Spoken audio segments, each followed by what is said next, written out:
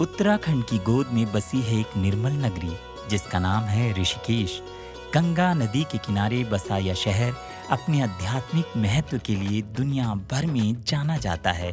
यही वजह है कि इसे विश्व की योग राजधानी कहा जाता है। यहाँ की हवा कुछ अलग सी है। यहाँ आकर ऐसा सुकून, ऐसी शांति, ऐसी दिव्यता की अनुभूति होती है जिसे शब्दों में व्यक्त नहीं किया जा सकता। ऋषिकेश की आत्मा बसती है यहाँ के शिव मंदिरों में, जिनका दर्शन करने हर साल देश विदेश से लाखों लोग चले आते हैं।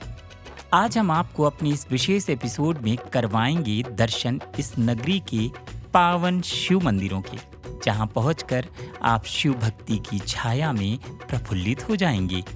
तो आइए शुरू करते हैं एक ऐसी यात्रा जिसका हर कदम आपको शिव जी के और समीप ले जाएगा और आपका तन मन शिवमय हो जाएगा। हमारी संस्कृति, हमारे संस्कार सदा रहें हमारे साथ। सब्सक्राइब करें तिलक।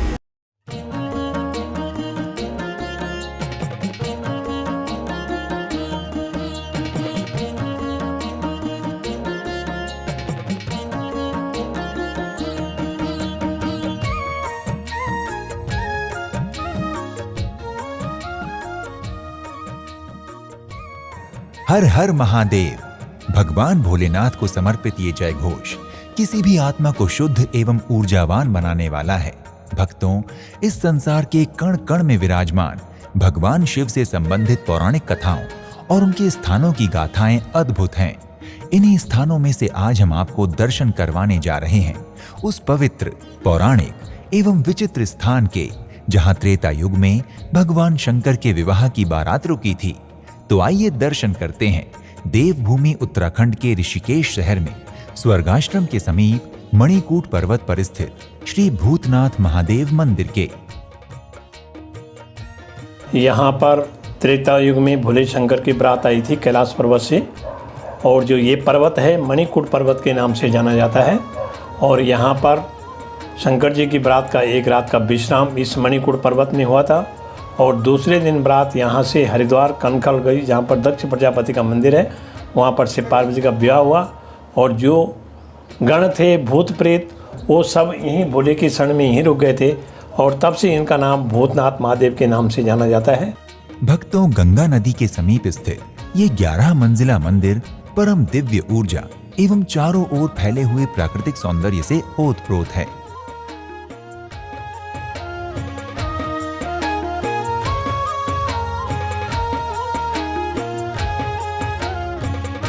भूतनाथ महादेव मंदिर से जुड़ी हुई पौराणिक कथा के अनुसार कहते हैं, जब भगवान शंकर प्रजापति दक्ष की पुत्री देवी सती के साथ विवाह करने जा रहे थे, तो उनकी बारात में शामिल सभी देवतागण, भूत प्रेत और जानवर इत्यादि इसी मणिकूट पर्वत पर एक रात के लिए ठहरे थे।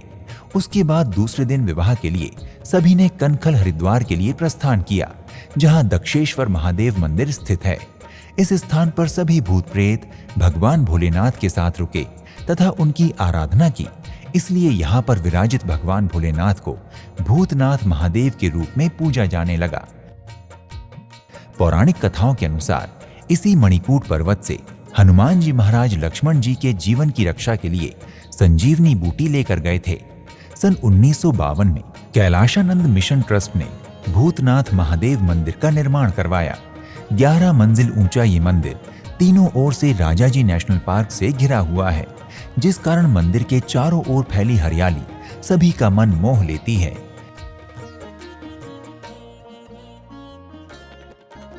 मंदिर की ओर जाने वाले रास्ते में प्रवेश करते ही आपको भूतेश्वर महादेव शिवलिंग के दर्शन होते हैं, जिनके आसपास कई सारी घंटियां लगी हुई हैं।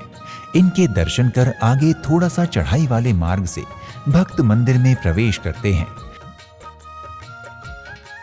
जैसे रामेश्वर में राम जी ने शिवलिंग की स्थापना करी थी और राम जी के नाम से वहाँ पे शिवलिंग को जाना जाता है, वैसे यहाँ पे भूतनाथ महादेव के नाम से भोलेनाथ को जाना जाता है। इस प्रक्रिया को हम इस तरह से अब ऐसे करते हैं, जैसे कि जब शादी होती है तब दुल्हन जब ससुराल जाती है तो उसके ऊपर से हम काली उड़द, जिसे काली दाल कहते हैं, नारियल या श्रीफल होता है और चावल होते हैं और हम उसके ऊपर घुमाते हैं और बाहर की तरफ फेंकते हैं, जिस कारण से हम भूत आदि प्रेत आदि देवताओं के लिए वो हम फेंकते हैं। इस मंदिर की हर मंजिल पर स्थापित त्रिशूल का चिन्ह बहुत ही मनमोहक प्रतीत होता है। मंदिर के प्रथम तल में भगवान भोलेनाथ देवी देवताओं के साथ विराजमान हैं। यहाँ भी शिवलिंग के चारों ओर बहुत सी घंटियां बंधी हुई हैं। यहाँ पर दर्शन करके श्रद्धालु मंदिर के ऊपर बनी बाकी की मंजिलों की ओर बढ़ते हैं। इन मंजिलों पर भगवान शंकर से जुड़ी कथाओं का चित्रों के माध्यम से किया गया वर्णन बहुत ही सुंदर प्रतीत होता है। इनके साथ ही जैसे जैसे आप ऊपर की मंजिलों पर बढ़ते हैं, आपको हनुमान जी महाराज, नंदी जी तथा समस्त देवी देवताओं के चित्र, उनकी प्रतिमाएं आदि देखने को मिलती हैं। इन मंजिलों पर भगवान भोलेनाथ के कई शिवलिंग भी विराजमान हैं, जिनमें एक प्राचीन स्फटिक का शिवलिंग भी है। यहाँ स्थित शिवलिंग के चारों ओर भी 10 घंटियां बंधी हुई हैं। कहा जाता है कि इन सभी घंटियों से अलग अलग ध्वनियां सुनाई देती हैं, जो कि सभी को आश्चर्य में डाल देती हैं।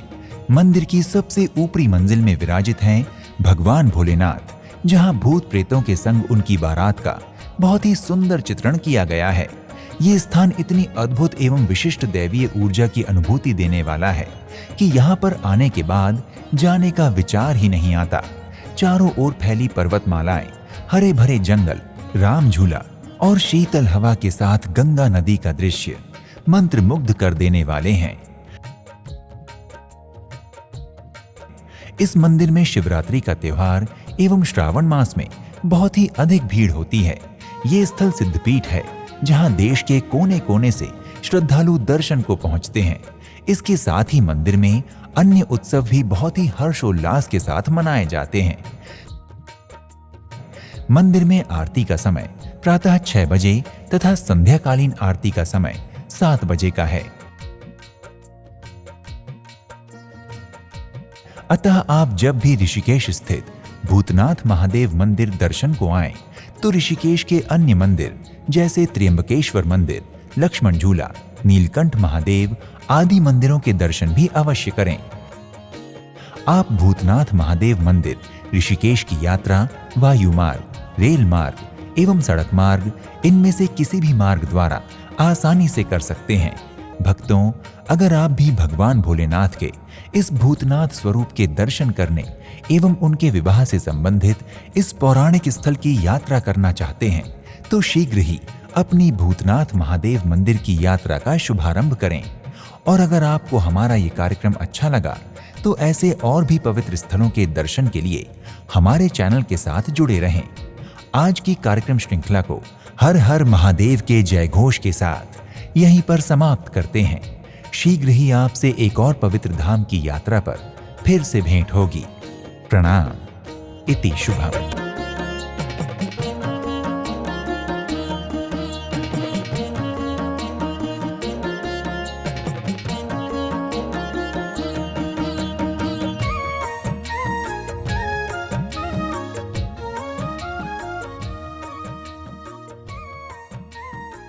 ओम सोम सोमाय नमः।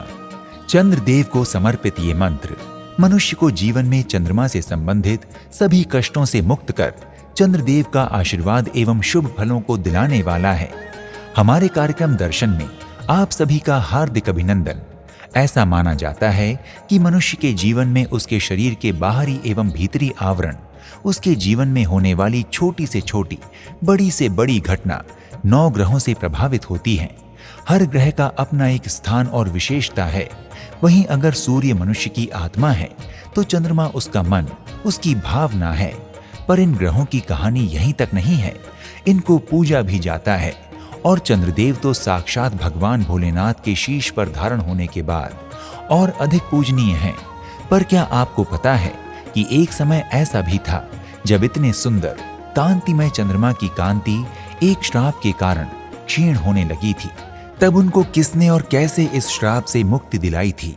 और इतना ही नहीं, उनको वो स्थान दिया कि चंद्रदेव की सुंदरता एवं उनका स्थान और अधिक बढ़ गया।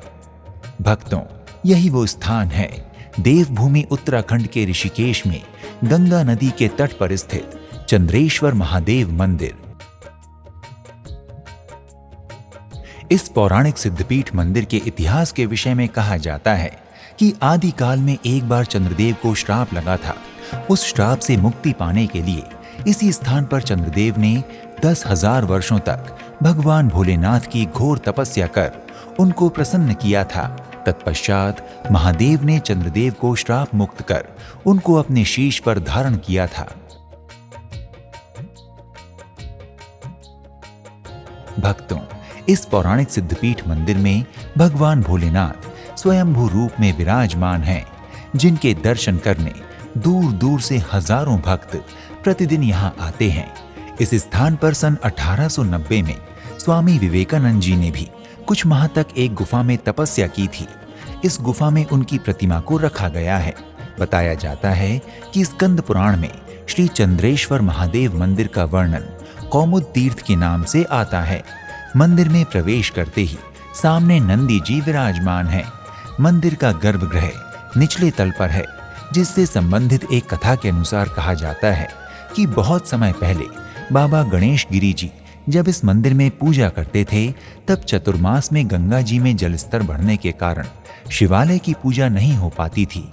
इस पर उन्होंने शिवालय को माया कुंड स्थित अपने आश्रम में ले जाने का निर्णय लिया और शिवालय के चारों ओर खुदाई शुरू करवा दी। कहते हैं कि बाबा गणेश गिरी प्रतिदिन जितना खोदते, सुबह तक शिवालय उतना जमीन के भीतर चला जाता। हफ्ते भर यही क्रम चलता रहा। फिर एक रात बाबा गणेश गिरी को स्वप्न आया, जिसमें भगवान भोलेनाथ ने मंदिर को वहीं बने रहने का निर्देश दिया, अन्यथा शिवालय रसातल में लुप्त हो जाएगा। फिर पंडित जी ने सुबह स्वप्न पर विचार कर शिवालय के उसी स्थान पर पूजा अर्चना आरंभ कर दी, जो आज तक की जाती है। मंदिर का संचालन श्री पंचायती महानिर्वाणी अखाड़ा कनखल हरिद्वार के अंतर्गत होता है। मंदिर के निचले तल में गर्भगृह में स्वयंभू रूप में भगवान भोलेनाथ अपने परिवार देवी पार्वती जी, पुत्र भगवान गणेश एवं भगवान कार्तिकेय जी के साथ विराजमान हैं। श्रद्धालु भगवान भोलेनाथ के दर्शन व उनका अभिषेक कर अपनी सभी कामनाओं की सिद्धि की महादेव से प्रार्थना करते हैं। मंदिर में ऊपरी तल पर भगवान भोलेनाथ एकादश शिवलिंग के रूप में विराजमान हैं। इनके साथ ही मंदिर परिसर में माता भुवनेश्वरी, हनुमान जी महाराज, शनिदेव महाराज का भी मंदिर है। मंदिर के विशाल एवं सुंदर प्रांगण में एक अद्भुत शांति का अनुभव होता है। यहाँ स्थित प्राचीन वट एवं पीपल के वृक्ष मंदिर के प्रांगण को और भी शीतल बना देते हैं। भक्तों, चंद्रेश्वर महादेव मंदिर दर्शन पूजन के लिए प्रतिदिन प्रातः 4 बजे से रात्रि 9 बजे तक खुला रहता है एवं महादेव की प्रातः आरती 4 बजे और सायंकालीन आरती 7 बजे होती है। आरती के समय मंदिर का वातावरण बहुत ही सुंदर एवं श्रद्धालुओं को भाव विभोर कर देने वाला होता है। वैसे तो श्रद्धालुओं का तांता चंद्रेश्वर महादेव के दर्शन के लिए प्रतिदिन लगा ही रहता है, किंतु महाशिवरात्रि एवं भगवान शिव को प्रिय श्रावण मास में तो इस मंदिर की छटा अद्भुत रूप से दर्शनीय होती है। दूर दूर से भक्तगण महादेव का अभिषेक करने एवं उनका आशीर्वाद प्राप्त करने आते हैं। भक्तों, आप ऋषिकेश में चंद्रेश्वर महादेव मंदिर के साथ ही यहाँ स्थित लक्ष्मण झूला, 13 मंजिल मंदिर, राम झूला, त्रिवेणी घाट आरती, श्री नीलकंठ महादेव मंदिर, श्री गीता मंदिर आदि पवित्र स्थलों के भी दर्शन कर सकते हैं। अगर आपको हमारा ये कार्यक्रम अच्छा लगा तो अविलंब ही अपनी चंद्रेश्वर महादेव मंदिर की यात्रा का शुभारंभ करें और महादेव की कृपा प्राप्त करें। इस श्रृंखला को हर हर महादेव के जयघोष के साथ यहीं पर विराम देते हैं और मिलते हैं आपसे एक और नए धाम की यात्रा पर। प्रणाम। इति शुभम। ओम नमः शिवाय। भगवान भोलेनाथ को समर्पित वो पंचाक्षरी मंत्र जो इस संसार के सभी कष्टों से मुक्त कर सुख और मोक्ष देने वाला है। श्री भोलेनाथ निराकार रूप में इस ब्रह्मांड के कण कण में विराजमान हैं। देवों के देव महादेव अपने सभी भक्तों की मनोकामनाएं क्षण में पूर्ण करने वाले हैं। फिर वो देवता हो या असुर, उसी प्रकार हमारे जगत पिता भोलेनाथ ने भी एक समय अपने इस पूरे ब्रह्मांड रूपी संतान को बचाने के लिए भयानक विष का पान भी कर लिया था। एक पौराणिक कथा के अनुसार आदिकाल में एक समय जब देवताओं और असुरों ने मिलकर समुद्र मंथन किया तो उस मंथन से कई तरह के बहुमूल्य रत्न एवं वस्तुएं निकली, जिनको दोनों में बांटा गया। किंतु इन बहुमूल्य आकर्षक वस्तुओं में एक भयानक हलाहल विष भी था, जिसके प्रकट होने के बाद इसका विषैला असर पूरी सृष्टि में फैलने लगा। ऐसा भयावह दृश्य देख सब भयभीत हो गए और इस जगत के पिता भगवान भोलेनाथ ने इस सृष्टि को बचाने के लिए उस भयानक हलाहल विष का पान किया।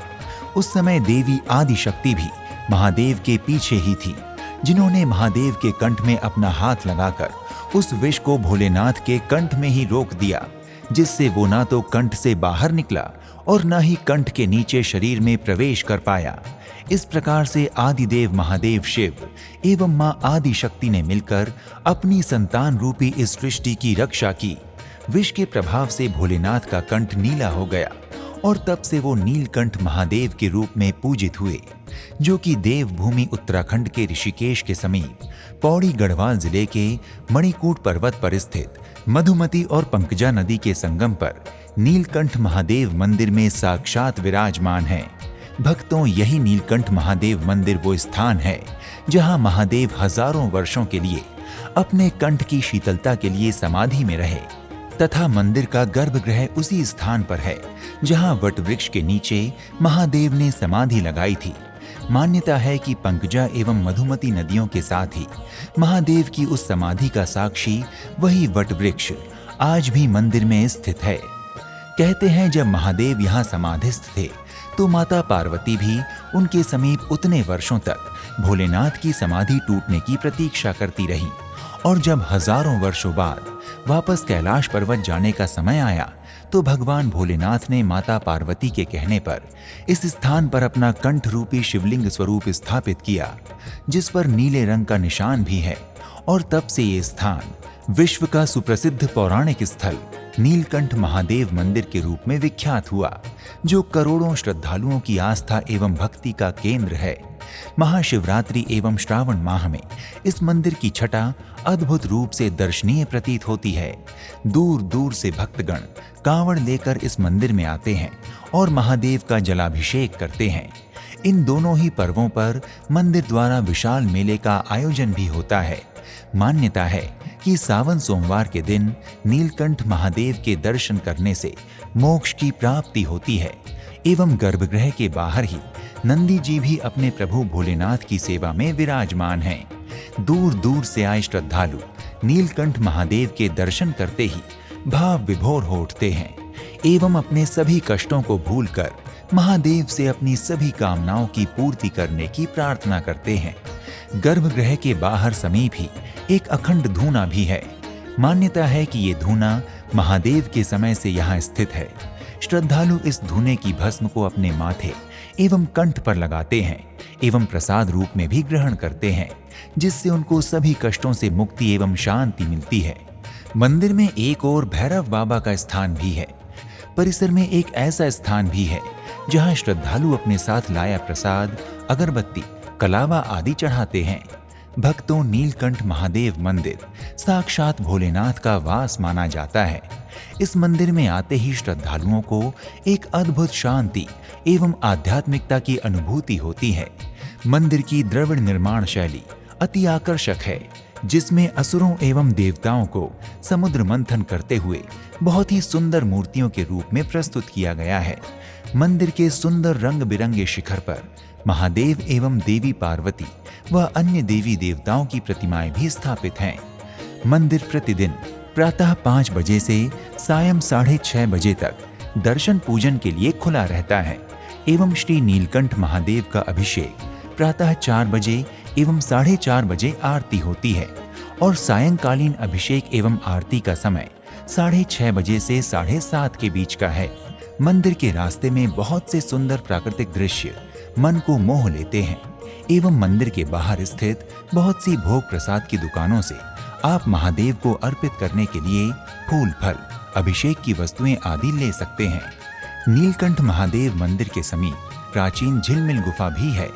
नीलकंठ महादेव मंदिर से 5 किलोमीटर दूर स्थित झिलमिल गुफा भगवान शिव के परम भक्त बाबा गोरखनाथ को समर्पित बहुत प्राचीन एवं कई पुराने रहस्यों से भरी हुई गुफा है। इस गुफा तक पहुंचने का मार्ग भी घने जंगलों के बीच से ही होकर जाता है। ये गुफा हजारों करोड़ों वर्षों प्राचीन मानी जाती है।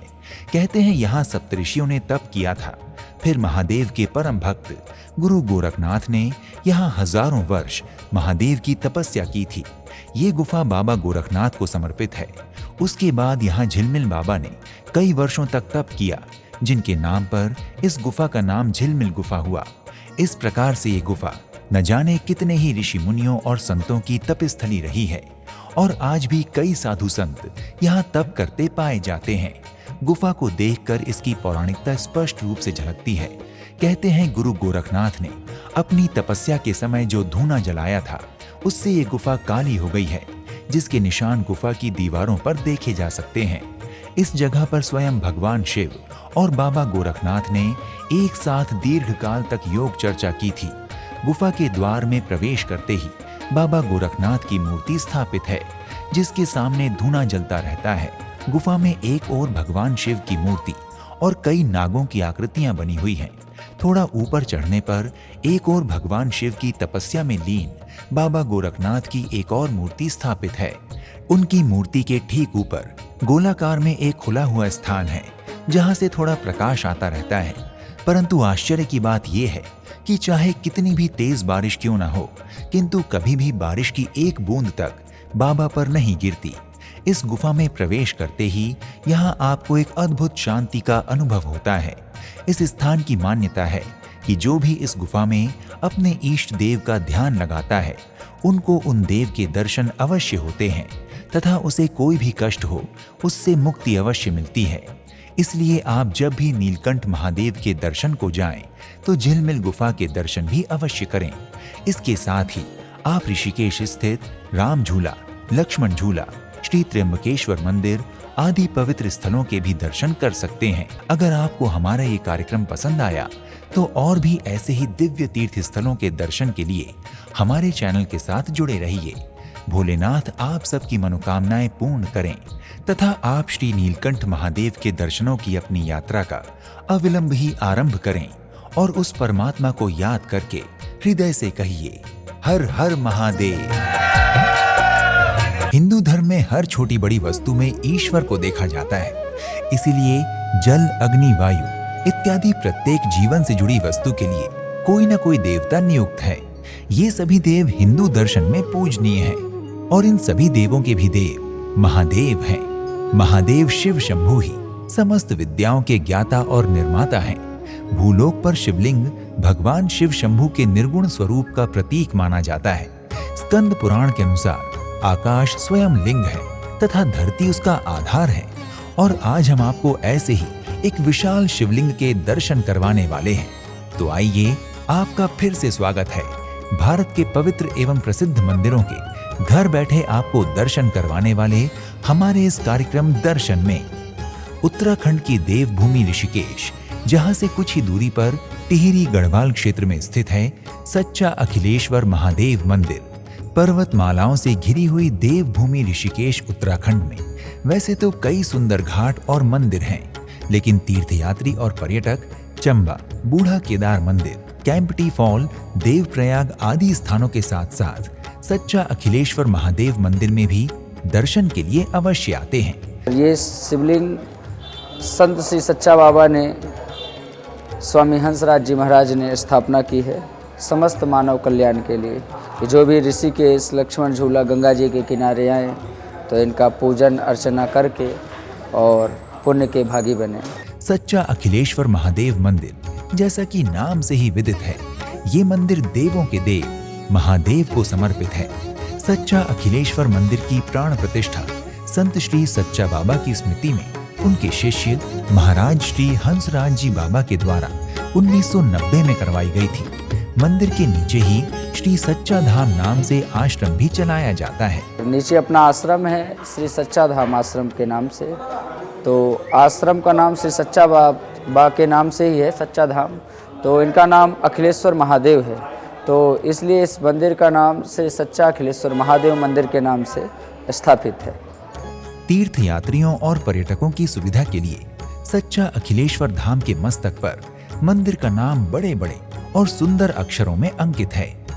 मंदिर का प्रमुख आकर्षण है एक ही शिला से निर्मित 11.5 फीट ऊंचा शिवलिंग, जिसका भार लगभग 12 टन है। प्रत्येक शिवलिंग की तरह भक्त फूल फल इत्यादि अर्पित कर देवाधिदेव महादेव की पूजा अर्चना करते हैं।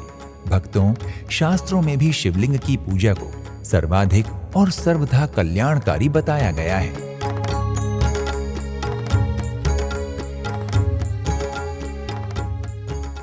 ऐसी मान्यता है कि शिवलिंग एक ऐसी अलौकिक शक्ति है जो हमारी सभी उचित मनोकामनाएं पूर्ण कर सकती है।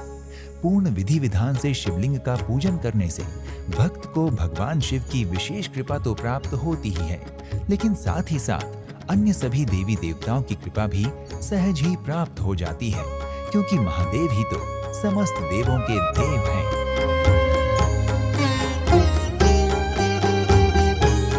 टिहरी गढ़वाल क्षेत्र के भीड़ भरे बाजार के मध्य में ये मंदिर बहुत ही लुभावना और मन को शांति प्रदान करने वाला है। मंदिर में भक्तों की भारी भीड़ भगवान शिव की कल्याणकारी महिमा का प्रमाण है। मंदिर के सुंदर परिसर से गुजरते हुए श्रद्धालु जब श्री सच्चा अखिलेश्वर धाम में पहुंचते हैं तो उनके मन में नवीन ऊर्जा का संचार होने लगता है।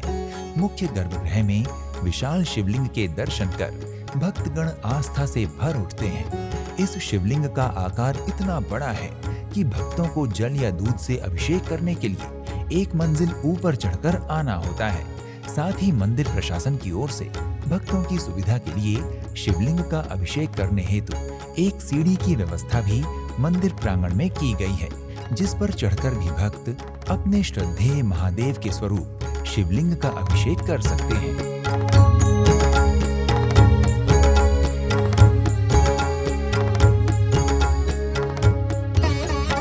शिवलिंग के ललाट पर नाग देवता लिपटे हुए हैं और उन पर रुद्राक्ष की माला शोभायमान है। शिवलिंग के सम्मुख ही भगवान शिव की सवारी नंदी जी विराजित हैं। श्री सच्चा अखिलेश्वर महादेव मंदिर में मुख्य शिवलिंग के पास में भगवान शिव अपने परिवार के साथ प्रतिमा रूप में स्थापित हैं। महादेव तथा माता पार्वती अपने सौम्य पुत्र गणेश जी के साथ अत्यंत मनमोहक लगते हैं। इनके पास में श्री हरि विष्णु के 7वें अवतार मर्यादा पुरुषोत्तम प्रभु श्री रामचंद्र जी विराजमान हैं। यहाँ भगवान श्री राम जी के साथ उनकी धर्मपत्नी देवी सीता तथा शेषनाग के अवतार उनके अनुज लक्ष्मण जी भी विराजित हैं। सदा की तरह यहाँ भी प्रभु श्री रामचंद्र जी के परम भक्त बजरंग बली जी उनके चरणों में श्रद्धा के साथ नतमस्तक बैठे हैं। यहीं दूसरी ओर श्री कृष्ण और उनकी प्रेयसी राधा रानी जी की युगल प्रतिमा स्थित है।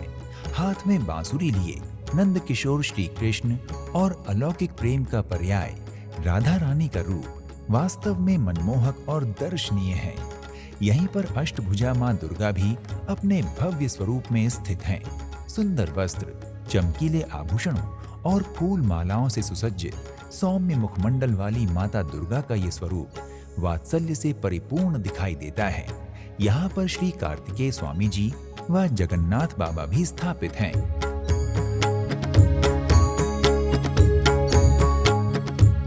इन सभी के अतिरिक्त मंदिर प्रांगण में मरकरी से अर्थात पारे से निर्मित एक शिवलिंग और भी है, जो तीर्थ यात्रियों और पर्यटकों के आकर्षण का केंद्र है। किंतु इस शिवलिंग पर जलाभिषेक नहीं किया जाता, अपितु पुष्पाभिषेक द्वारा ही महादेव का आशीर्वाद प्राप्त किया जाता है।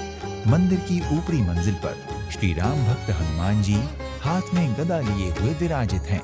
संकट मोचन बजरंग बली भक्तों की पीड़ाओं को दूर कर उन्हें सुख प्रदान करने वाले देवता हैं। मान्यता है कि आज भी वो पृथ्वी पर अमर हैं। हनुमान जी को शिव जी का अंशावतार माना जाता है। श्री सच्चा अखिलेश्वर महादेव मंदिर के पास ही श्री लक्ष्मण झूला एवं श्री आदि बद्रीनाथ द्वारिकाधीश मंदिर भी स्थित है। मंदिर के आसपास का वातावरण बहुत ही सुरम्य और सुंदर है।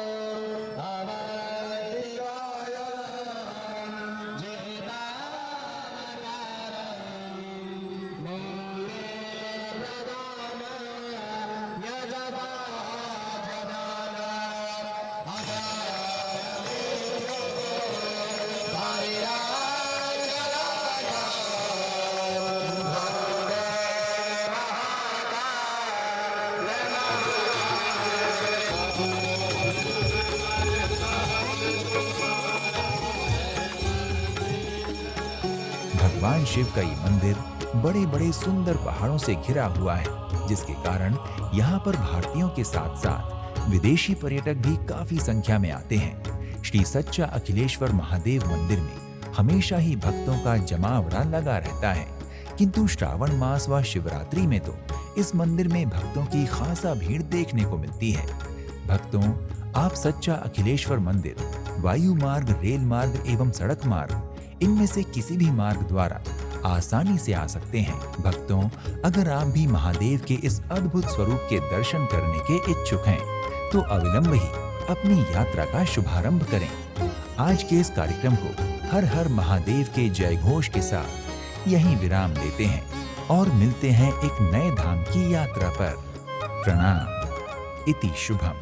अखण्डमण्डलाकारं व्याप्तं येन चराचरं तत्पदं दर्शितं येन तस्मै श्रीगुरुवे नमः। श्री सच्चे महाप्रभु की जय हो।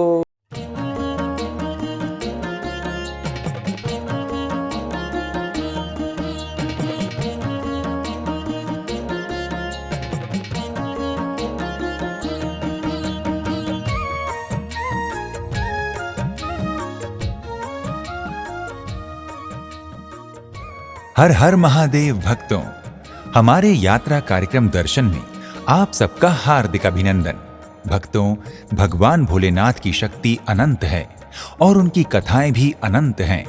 ऐसे ही उनके नाम भी अनंत ही हैं। भगवान भोलेनाथ का एक नाम है त्र्यंबकेश्वर, अर्थात त्रिनेत्र वाले। त्र्यंबकेश्वर भगवान का एक मंदिर नासिक महाराष्ट्र में है और दूसरा मंदिर है उत्तराखंड में। भक्तों, आज हम आपको दर्शन कराएंगे इन्हीं भगवान त्र्यंबकेश्वर मंदिर के, जो अद्भुत, सुंदर एवं बहुत ही विशाल मंदिर है। ये भगवान शिव का एकमात्र मंदिर है जो 13 मंजिल का है। तो आइए दर्शन करते हैं इस भव्य, सुंदर श्री त्र्यंबकेश्वर 13 मंजिल मंदिर के। भक्तों, उत्तराखंड ऋषिकेश में लक्ष्मण झूले के पास गंगा नदी के तट पर स्थित त्र्यंबकेश्वर मंदिर 13 मंजिल मंदिर के नाम से भी जाना जाता है। भक्तों, ये पवित्र मंदिर 13 मंजिला है और प्रत्येक मंजिल में हिंदू देवी देवताओं की कई मूर्तियां स्थापित हैं। इस मंदिर की भव्यता दर्शनीय है। वैसे तो ये मंदिर भगवान त्र्यंबकेश्वर को समर्पित है और देवी देवताओं की प्रतिमाएं हैं। इस प्रकार से एक ही स्थान पर सभी संप्रदाय के भक्त बड़ी ही श्रद्धा के साथ भगवान के विग्रहों की पूजा करते हैं। भक्तों, मंदिर के इतिहास के बारे में कुछ ठोस प्रमाण नहीं है, किंतु कहा जाता है कि 9वीं शताब्दी में आदि शंकराचार्य जी ने यहाँ भगवान त्र्यंबकेश्वर की स्थापना की थी। उसके बाद यहाँ एक छोटा सा मंदिर बना। फिर समय के साथ मंदिर का पुनरुत्थान होता रहा और आज त्र्यंबकेश्वर मंदिर ऋषिकेश का सबसे प्रसिद्ध और ऊंचा मंदिर है। भक्तों, भगवान शिव त्रिनेत्रधारी हैं, इसलिए उन्हें त्र्यंबकेश्वर भी कहते हैं। भगवान शिव के तीसरे नेत्र प्रकट होने की कई कथाएं हैं। उनमें से एक है कि एक बार खेल ही खेल में मां पार्वती ने भगवान शिव की दोनों आंखों पर हाथ रख लिया ताकि भगवान शिव देख ना सकें, और तभी भगवान शिव का तीसरा नेत्र तुरंत प्रकट हो गया। मां पार्वती ये देखकर चकित रह गईं। भक्तों, शिव अनंत हैं, उनकी कथाएं भी अनंत हैं। भक्तों, त्र्यंबकेश्वर मंदिर यह 13 मंजिल मंदिर बहुत ही सुंदर और विशाल मंदिर है। मंदिर अपनी अनूठी वास्तुकला के लिए भी प्रसिद्ध है। मंदिर की दीवारों पर हिंदू देवी देवताओं की मूर्तियां उकेरी गई हैं, जो मंदिर को और भी भव्य बनाती हैं। मंदिर की शिल्प कला की प्रशंसा नहीं की जा सकती, क्योंकि मंदिर बहुत ही आकर्षक ढंग से बनाया गया है। इस मंदिर को ऋषिकेश नगर के आकर्षण का केंद्र भी कह सकते हैं। यहाँ प्रथम 4 मंजिल बहुत ही विशाल हैं। इनमें कई अलग अलग देवी देवताओं की सुंदर मूर्तियां हैं। यहाँ मंदिर में अनेकों दुकानें भी हैं, जहां से आप पूजा संबंधी लगभग सभी प्रकार की वस्तुएं खरीद सकते हैं। मंदिर के आसपास का दृश्य मन को मोह लेने वाला है। एक और पास में ही लक्ष्मण झूला है, सामने पतित पावनी मां गंगा प्रवाहित हो रही हैं और चारों ओर सुंदर हरे भरे पर्वत हैं। मंदिर की ऊंचाई बहुत अधिक होने के कारण मंदिर की सबसे ऊपरी मंजिल से चारों ओर का दृश्य बहुत ही सुंदर दिखाई देता है। यहाँ पहुंचकर मन अति प्रसन्न और आनंदित हो उठता है। मंदिर में प्रवेश करते हैं तो बाईं ओर शाम के समय गंगा आरती होती है और दाएं जाएंगे तो मुख्य मंदिर के दर्शन होते हैं। मंदिर में ही एक लाइब्रेरी भी है जहां हिंदू धर्म के वैदिक और धार्मिक ग्रंथ पढ़ने के लिए उपलब्ध हैं। भक्तों, यदि आप आराम से मंदिर के दर्शन करना चाहते हैं तो आपको लगभग 2 घंटे का समय लग सकता है। मंदिर के बाहर लक्ष्मण झूले के पास स्पीड बोटिंग की भी सुविधा है। आप इच्छानुसार इसका भी आनंद ले सकते हैं।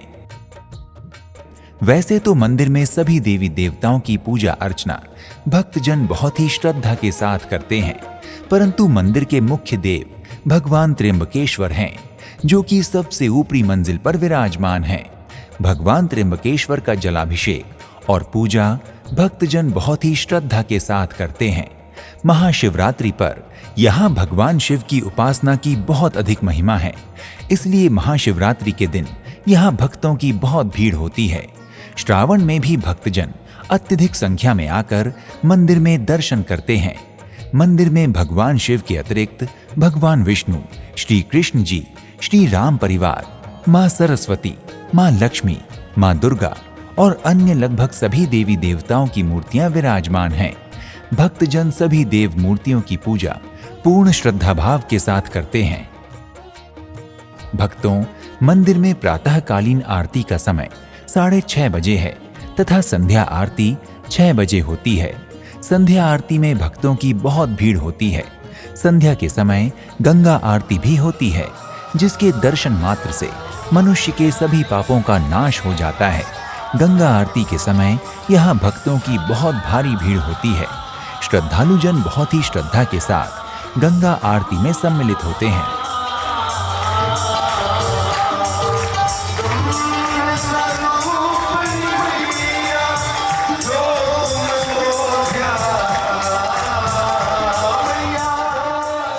भक्तों, यदि आप उत्तराखंड ऋषिकेश में स्थित त्र्यंबकेश्वर महादेव मंदिर अर्थात 13 मंजिल मंदिर के दर्शनों के लिए आएं, तो ऋषिकेश और हरिद्वार में आसपास कई दर्शनीय स्थल हैं जहां के आप दर्शन कर सकते हैं, जिनमें प्रमुख हैं लक्ष्मण झूला, राम झूला, नीलकंठ महादेव, त्रिवेणी घाट, परमार्थ निकेतन, गीता भवन, मुनि की रेती, भरत मंदिर, ऋषि कुंड, लक्ष्मण मंदिर, वशिष्ठ गुफा, कुंजापुरी देवी मंदिर, शिवानंद आश्रम, ओमकारानंद आश्रम, स्वर्गाश्रम, रघुनाथ मंदिर, वीरभद्र मंदिर, मनसा देवी मंदिर, हर की पौड़ी, गंगा आरती, शांति कुंज, चंडी देवी, पतंजलि योग पीठ, मां आनंदमयी आश्रम, भारत माता मंदिर, सप्तऋषि आश्रम और तुलसी मानस मंदिर।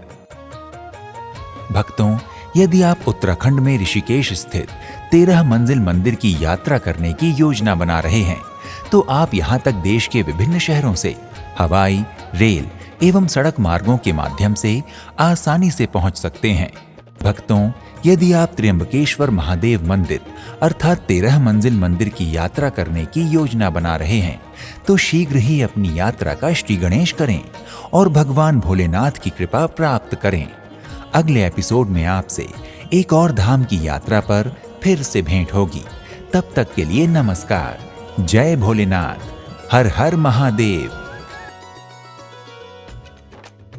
क्या अब आपका मन नहीं कर रहा ऋषिकेश की इस तपोभूमि में आने का? हम जानना चाहेंगे आप अपनी इस पावन यात्रा की योजना कब बना रहे हैं। आइए इस दिव्य नगरी और इसके शिव मंदिरों की उज्ज्वलता में खो जाएं। शिव जी की भक्ति में कुछ पल बिताइए और अपने जीवन में शांति, शक्ति और सकारात्मकता का अनुभव कीजिए। हम यही प्रार्थना करते हैं कि भोलेनाथ सदा आपकी रक्षा करें, आपके हर कार्य में सफलता दें और आपका मार्ग सदा सरल और शुभ बनाएं। हर हर महादेव।